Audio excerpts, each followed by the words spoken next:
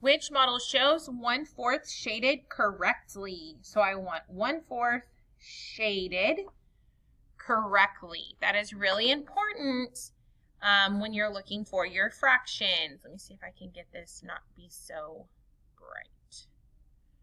That helps a little bit. Okay, 1/4 shaded correctly. Well, let's figure out this fraction here.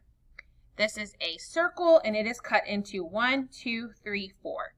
It is cut into 4 pieces. It's hard for you guys to see that, but I know you can see it on your computer.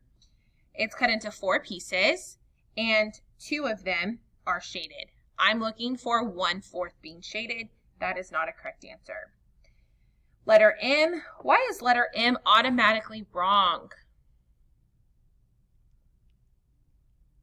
Letter M is automatically wrong if you said because the pieces are not equal in size. You are correct. They are not equal in size. So that makes it wrong. Okay?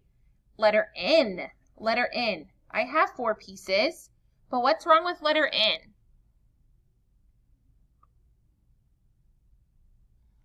Good job. If you said that it's because letter N is not equal in size, you are correct.